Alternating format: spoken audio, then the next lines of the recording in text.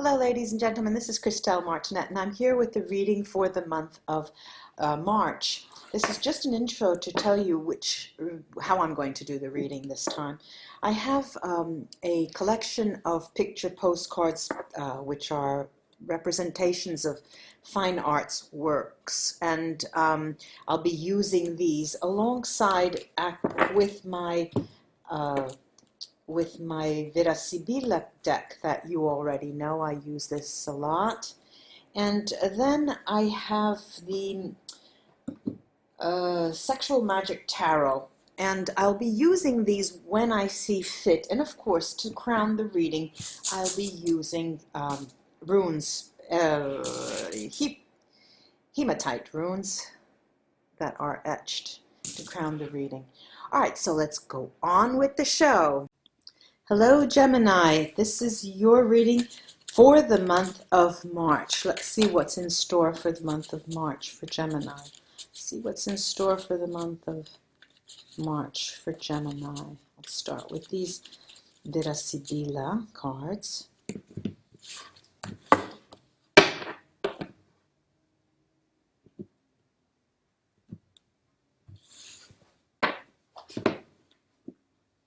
Something happening behind the scenes, you guys. Something unbeknownst to you. It talks about a partnership here. Could be on the job, could be a romantic partnership. Okay, but it will favorably look forward. It will come out in the end. You know, the wash will be cleaned up in the end. But what I'm seeing is something that's happening behind the scenes for you. Nemico, the male enemy, could be a female enemy, and the military. Something is working behind the scenes that you don't know about. Now, there's the energy of this month for you, Geminis. It is this stop and go back and forward. And you, by chance, it seems, it has to do with a partnership. It has to do with something on the job or a romantic partnership. But nonetheless, the energy is that there's a change for the negative. There's sort of a loss that you feel. Now, this could play out in many ways. In a partnership, there is a loss because another party comes in a romantic sense. You catch wind of this from a conversation, a chance conversation that you have.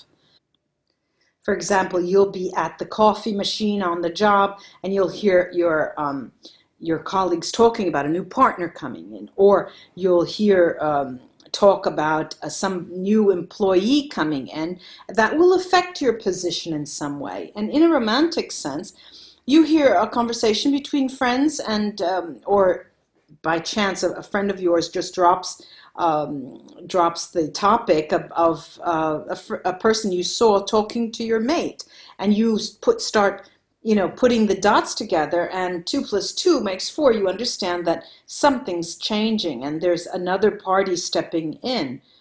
Now, typically, the month of March, the beginning of spring, everybody has spring fever. There's a certain excitement. There's a certain, not excitement in a positive sense, energy, tense energy.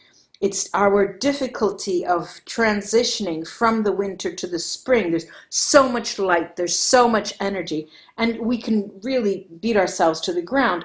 This energy is what you're going to feel, even more so because of the information that is leaked. I'll use that word, is leaked to you, that you catch wind of. And after so long, you think, well, okay, it's best I know now. Many of you were going to, in the relationship department, in the romantic sense, many of you were going to become engaged in the spring. And it was a windfall, let's say, for you having come into the information that perhaps it's too early to go and take that step.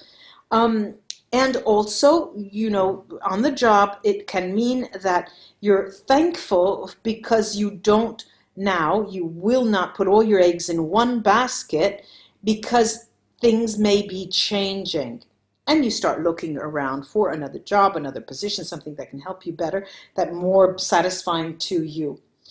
Now, on the bright side, and you do see a bright side, is that there's harmony where you are. Because there are two levels. There's the harmony that you're feeling, and then there's the behind the scenes that you catch wind of. And on the surface of it, you say, well, everything's fine. Everything's as good as it can be in this relationship or on the job. And I can only be happy. I should give it my all. But then you again think, and you say to yourself, but what if, just for a moment, I step back and I reassess what is going on, take a different perspective, and instead of opening a trap for myself, let me give it the good old college try and again think about what I'm doing. Let me step back, reassess, and then move forward. All right, I have these last three cards: the jealousy card, that is the sadness, the disaster, disgrazia, and omaggio di preziosi, the gift. This is you coming to your senses and taking stock of a situation. Now I'm going to use the fine arts postcards and see what they can add. First, starting with this behind the scenes information that you receive, that you're not privy to.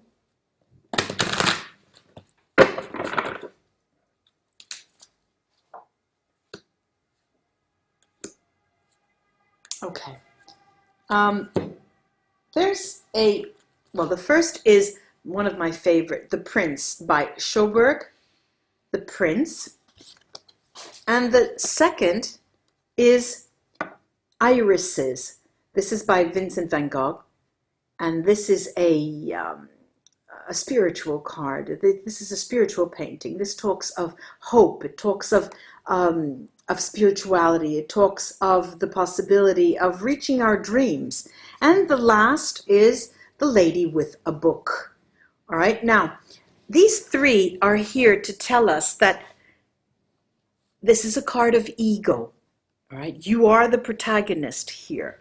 And they're suggesting, the counseling that the cards are giving you now is for you to take that proverbial one step back and assess what you are getting into, and do so covering all of your bases. Never lose sight of your objective. And one of the parts of your objectives should be, I need to take care of number one. I need to be okay in this situation. I need to be satisfied in this situation. Let me take another three cards and put them on the enemy card at the top here.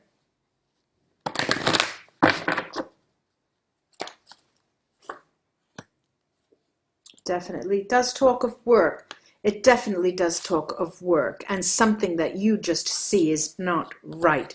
Right, this is Petrol by Wolfie. This is, probably know this, The Scream by Edward Munch. And The Dancing Couple, Renoir. The Dancing Couple. Now, what does this tell us? This tells us that something's wrong in your finances. I'm talking about the workplace. And as a consequence, it also affects your relationships with others, not necessarily only romantic. And this is the state that you are in when you catch wind of that bit of news. I'm going to take three more cards, three more postcards here on the last three cards that talk of stepping back.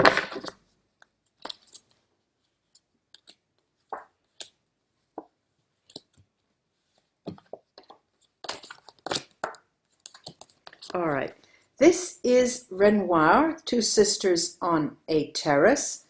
This is The Girl with the Pearl Earring by Johann Vermeer. And Expectations by Sir Lawrence Alma Tadema. Expectations. All right, now, Clearly, this talks about sitting, lying in wait. Being true to your expectations for yourself. Wait, step back, and take a look. Reassess. I'm going to use the the runes to crown the reading. These are hematite runes, very grounding.